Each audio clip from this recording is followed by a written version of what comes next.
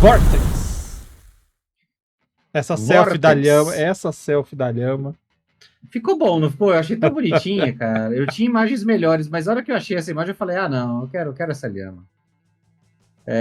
Se você não tem arcabouço geográfico, você foi criado embaixo de uma pedra, você talvez não saiba, mas essa imagem aí, dessa belíssima lhama, tem como fundo a cidade sagrada de Machu Picchu, que é uma cidade construída a mando do imperador Inca Pachacuti, que eu também conheci jogando Civilization, depois eu fui pesquisar para saber e é muito interessante. Machu Picchu é considerado um dos vortexes do mundo real, né? A gente falou sobre vortexes no último Papo de Mestre, mas a gente estava falando da variante elemental, né? No D&D são os pontos de contato entre os planos elementais e entre os planos elementais e o plano material, né? O conceito de vortex como lugar de poder não é tão diferente assim. Como eu falei, a gente não tem isso na Enciclopédia Barça, explicando o que é.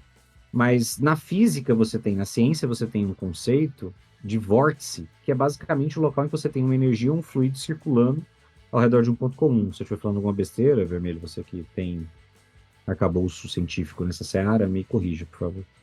Mas, tecnicamente, um furacão, por exemplo, é um vórtice. Ele tem uma enorme quantidade de ar ali circulando em volta de um ponto central.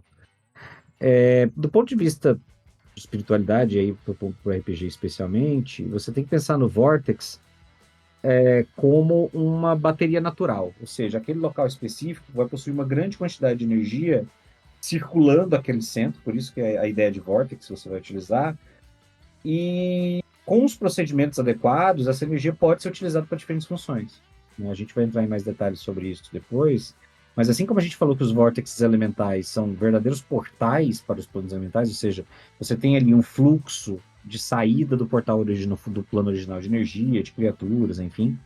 Os vórtices são esses reservatórios de virtualmente qualquer tipo de energia, tá? Que pode ser utilizado, por exemplo, para abrir portais, mas também para coisas mais banais. Então, se você lembra que no D&D você tem, por exemplo, o plano positivo e o plano negativo, né? O plano de energia positivo e o plano de energia negativo.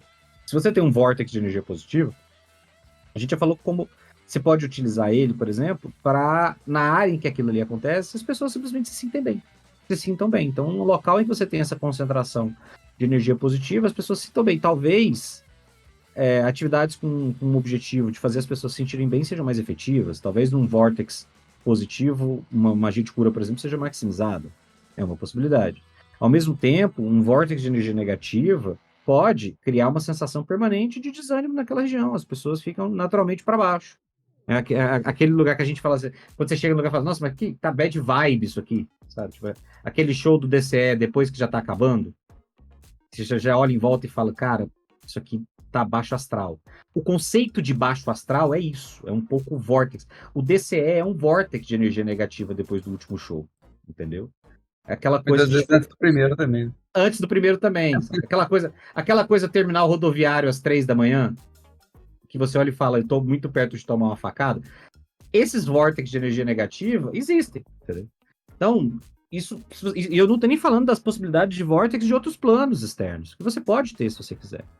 Então, em termos narrativos, faz sentido que a existência de um vórtice seja um elemento importante, especialmente para não leigos. Então, assim, você pode ter os leigos que vivem perto de um vórtice e nem tem ideia. Os caras nem sabem, a gente tem um vórtice aqui de energia da Feywild, e eles não sabem disso. A única coisa que eles sabem é que as plantas crescem mais. Ou que as plantas começam a produzir frutos diferentes.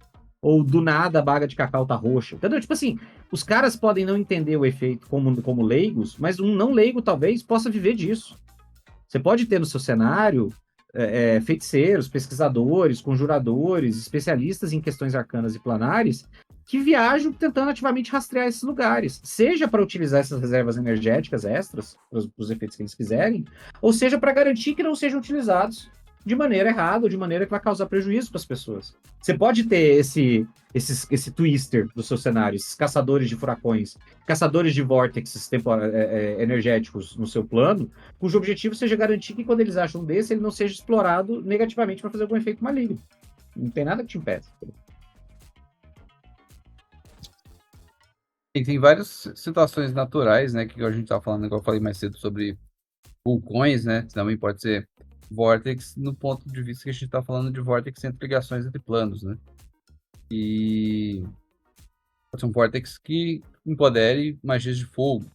E aí, a gente tinha comentado, pode se criar estruturas em cima desses vórtex para usufruir do poder dele. Então, uma escola de. Você vê que no D&D acaba não tendo tanto mago elementalista especialista, né? No D&D as magias são meio que. Ah, pega Faz qualquer coisa tudo, aí que tá né? de boa. Mago faz tudo. É, exatamente. E aí, se no seu cenário tem uma divisão mais explícita disso, uma coisa meio avatar assim também, de elementalistas, pode ser que cada um, igual no Exalted também do World of Darkness, tem os dragões elementais, que é um tipo de casta específica de exaltado lá. E aí cada um tem afinidades maiores com determinados elementos. E, portanto, eles buscam ter suas escolas, academias, etc., próximo desses elementos, que são naturalmente locais de incidência de vórtices desses poderes. O Vortex, ele. Independente do que você pense, o Vortex ele é uma tentativa, ele é o reflexo de uma tentativa natural. Por quê? Porque a natureza sempre tenta entrar em equilíbrio. Tudo que tem que entrar em equilíbrio. O problema é que as coisas não querem entrar em equilíbrio, mas tudo tem que entrar em equilíbrio. Então, quando você tem diferença de temperatura, você faz com que o ar, por exemplo, se movimente. O ar quente sobe, o ar frio desce. Se você tem diferença de altura, o que é mais alto tende a descer. O que você tem de densidade, você faz com que dentro dos fluidos o que é menos denso suba. O que é mais denso desça. E quando você fala de fluidos eles tendem a se movimentar de maneira, digamos, violenta. Tá? A água ela é violenta. Por mais que você simplesmente esteja vendo ela infiltrando no solo e demorando semanas para percorrer 1 metro de profundidade, ela vai entrar. Ela não pergunta, ela não quer saber se o solo está disposto, se está animado ou se está com dor de cabeça. A água vai entrar. Por quê? Porque ela está sob a ação de uma força procurando o equilíbrio. Se a gravidade puxa ela para baixo, ela vai. Então, quando você tem uma movimentação ainda mais violenta, tipo um ralo, você cria o vórtex, a coisa circular que o Marcelo falou. Se você trata de energia, essa energia também pode se comportar dessa seguinte maneira. Por quê? Primeiro, porque existem escalas de energia que são sem condições de ser medidas, por exemplo, buraco negro.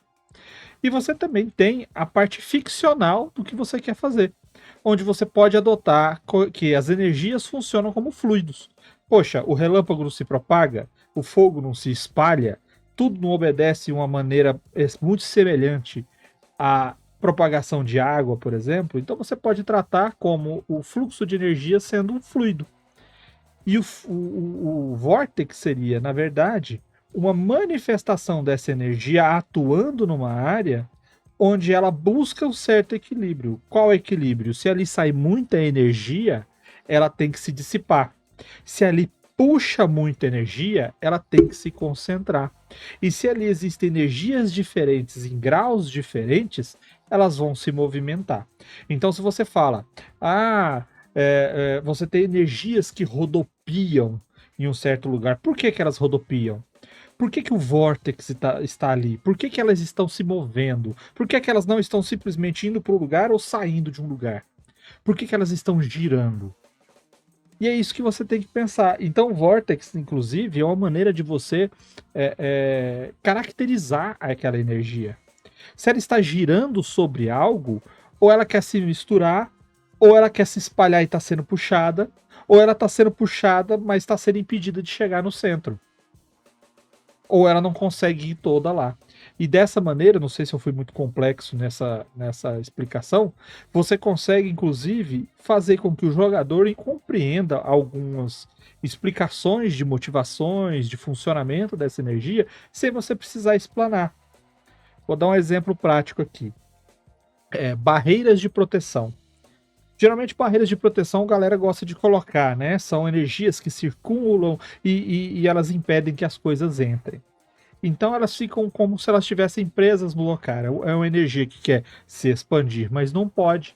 Mas ela não vai se concentrar. E a movimentação que ela está ali é uma forma dela tentar equalizar a sua intensidade. Outro exemplo seria a própria portal. Geralmente tem isso, né? Tem um portal para você passar e geralmente tem um vórtex funcionando ali em volta. Por quê? Porque são coisas que estão sendo puxadas para um local como se fosse um ralo. Então, caracterize o vórtex como uma maneira desse ponto de energia, desse ponto de poder, desse local de poder, ser influenciado ou estar influenciando o mundo ao redor. E aí você vai caracterizar se é uma coisa que está puxando para o centro, ou seja, ele quer com que o mundo venha até ele, ou ele quer sair de lá e ir para o mundo. E eu acho que aí fica mais interessante você entender. Ficou complexo? Viajei na batatinha? Ou... Eu acho que tá compreensível. Tomara, né? Porque eu me perdi umas 2 vezes.